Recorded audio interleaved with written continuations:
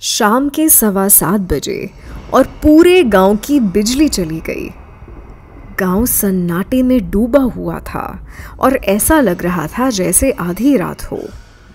इस मंगलवार को अब क्या अनहोनी होने वाली थी।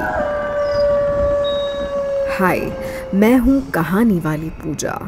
आपके लिए हॉरर, सस्पेंस, थ्रिलर, मिस्ट्री वाली कहानियाँ लेकर आती हूँ। आज की कहानी है ककूदा की।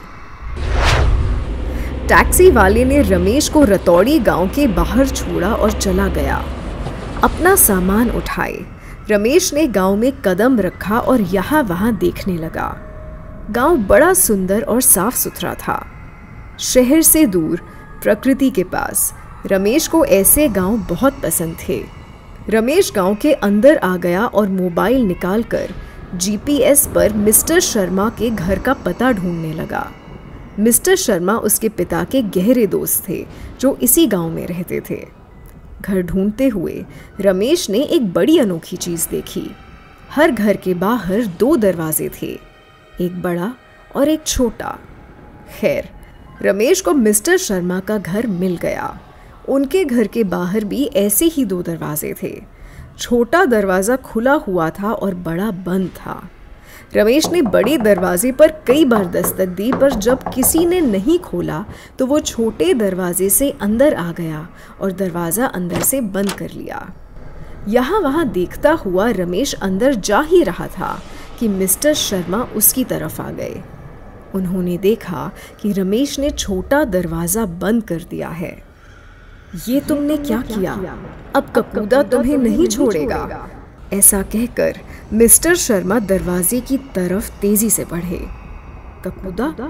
ककूदा कौन है अंकल? क्या मुझसे कोई गलती हो गई है? रमेश परेशान होकर बोला। मिस्टर शर्मा दरवाजा खोलने ही वाले थे कि तभी दरवाजा अपने आप खुल गया। दरवाजा खुलते ही बाहर से एक अजीब सी बू आने लगी। रमेश ने देखा कि खुले दरवाजे के सामने 2 नीले पैर प्रकट हुए हैं। ये नीले पैर धीरे धीरे नीचे आने लगे और इस शख्स का पूरा शरीर दिखने लगा। रमेश ने देखा कि एक सड़े गले, नीले बदबूदार शरीर का एक दुबला पतला छोटा सा आदमी दरवाजे के सामने हवा में खड़ा था। उसकी लाल आंखें चमक रही थीं। रमेश कुछ समझ पाता इससे पहले ही ये छोटा सा आदमी उड़ता हुआ रमेश की तरफ आ पहुंचा और उसे लेकर उड़ गया। ये ककूदा था। ककूदा के हाथों से लटका हुआ रमेश चीखने चिल्लाने लगा और अपने बचाव की गुहार लगाने लगा। गांव वाले डर कर अपने अपने घरों की खिड़कियों से ये सब देख रहे थे और कुछ वीडियो भी बना रहे थे। गांव से काफी ऊंचाई पर आकर ककूदा ने रमेश को छोड़ दिया। रमेश तेजी से नीचे गिरने लगा। आज मेरा आखिरी दिन है, ऐसा सोचकर रमेश ने आंखें बंद कर ली। पर जानते हैं इसके बाद क्या हुआ? रमेश एक गद्दे पर आ गिरा। गद्दे पर गिरते ही रमेश बेहोश हो गया। कुछ घंटों बाद जब रमेश को होश आया तो उसने देखा कि उसके पास एक 20-25 साल की खूबसूरत लड़की खड़ी है। वो लड़की बोली, मैं प्रीति हूँ, घबराओ मत, तुम यहाँ सुरक्षित हो। ककूदा तुम्हारा यहाँ कुछ नहीं बिगाड़ सकता। रमेश ने हैरान परेशान होकर पूछा, मैं तुम्हारा बेहद शुक्रगुजार हूँ, पर मेरे अपने अंकल मेरी मदद के लिए नहीं आए, तो तुम मुझे क्यों बचाना चाहती हो? दरअसल ककूदा ने मेरे पिताजी की जान ले ली थी। तब से मैं तंत्र मंत्र की सिद्धि प्राप्त करके उसे हराने के तरीके ढूंढ रही हूँ। मुझे लगता है कि तुम इस गांव में नए हो। रमेश ने प्रीति को बताया कि उसने हाल ही में अपना जॉब छोड़ा है और कुछ दिनों के लिए अपने अंकल मिस्टर शर्मा के पास रहने आया था कि ये सब हो गया। प्रीति ने कहा, शायद अब तुम्हारे अंकल तुमसे वास्ता नहीं रखना चाहेंगे। सब ककूदा से डरते हैं, पर तुम घबराना मत, मैं तुम्हारी पूरी मदद करूंगी। जब भी ककूदा किसी को इस तरह से ले जाता है ना, तो 13 दिन बाद दोबारा आता है उस शख्स का खात्मा करने के लिए। पर तुम चिंता मत करना। ये कहकर प्रीति ने रमेश की तरफ एक कप बढ़ा दिया। रमेश ने एक घूंट में कप खाली कर दिया। जो थोड़ी बहुत चोट रमेश को ककूदा की पकड़ की वजह से लगी थी, वो अपने आप ठीक हो गई। प्रीति बोली, जड़ी बूटियों से बना हुआ ये जादुई कावा है।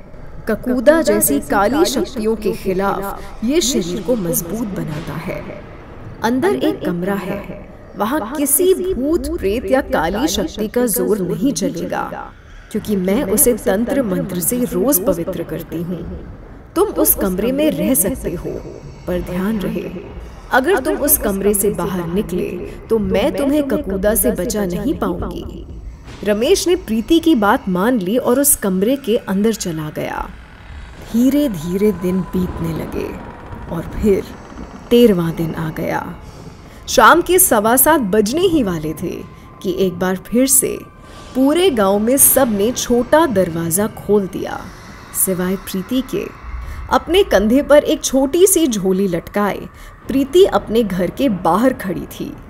अंदर वाले कमरे की खिड़की से रमेश बाहर देख रहा था। 7:15 बजे और अचानक पूरे गांव की बिजली चली गई। रमेश ने देखा कि उसके कमरे की खिड़की के सामने ककूदा के 2 नीले पैर प्रकट हुए। क्या ककूदा रमेश को ले गया या प्रीति ने रमेश की जान बचा ली? रतौड़ी गांव पर ककूड़ा का ये कहर आखिर मंडराना शुरू कैसे हुआ था? इन सारे सवालों से पर्दा हटेगा, लेकिन अगले एपिसोड में। फिलहाल अगर ये वीडियो आपको पसंद आया है तो इसे लाइक कीजिए, शेयर कीजिए और मेरा चैनल सब्सक्राइब कीजिए। मैं हूँ कहानी वाली पूजा, आपके लिए हॉरर, सस्पेंस, थ्रिलर, मिस्ट्री वाली कहानियाँ लेकर आती हूँ। अगर ऐसे कोई किस्से कहानियाँ आपके भी हैं तो कमेंट्स में मुझे बताइए। मैं अभी जा रही हूँ और आपसे मिलूंगी शुक्रवार को इस कहानी के अगले भाग के साथ। अपना ख्याल रखिए।